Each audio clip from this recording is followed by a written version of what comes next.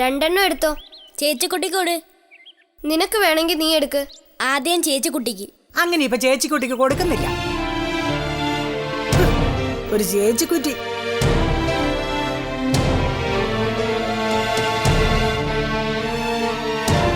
അപ്പോ നിനക്ക് വേണോ? ചേച്ചിക്കുട്ടിക്ക് കൊടുക്കൂലേ? ഇല്ല. ഇല്ല ഇല്ലെന്ന് പറഞ്ഞില്ലേ? എന്റെ അമ്മ.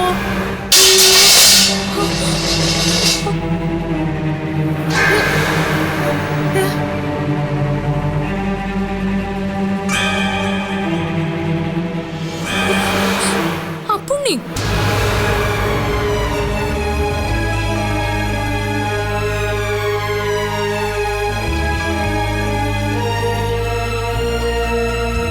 കണ്ടോ അമ്മ ഇവൻ കാണിച്ച പണി?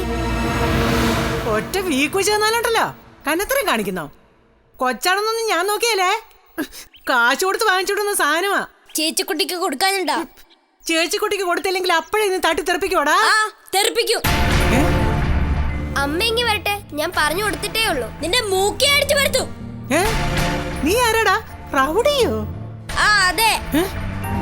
അയ്യോ, ഇവനെ ഇങ്ങനെ വളർത്തി വിട്ടാൽ ശരിയാകിയല്ലോ. രത്നമ്മ ഇങ്ങോട്ട് വരട്ടെ.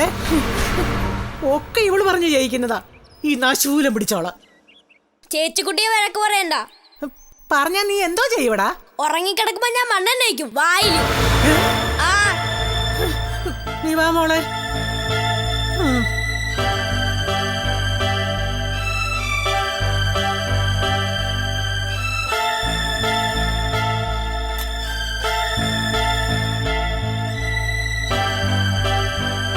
എന്താ പുണ്ണി നീ കാണിച്ച്?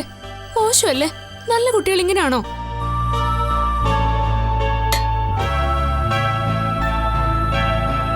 ഇനി ഇങ്ങനെയൊന്നും ചെയ്യല്ലേ മോനെ.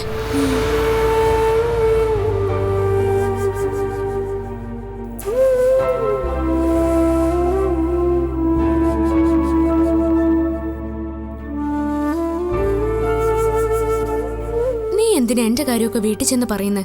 കഷ്ടമുണ്ട് കേട്ടോ. ഞാൻ എല്ലാ കാര്യവും അമ്മയുടെ അടുത്ത് പറയും.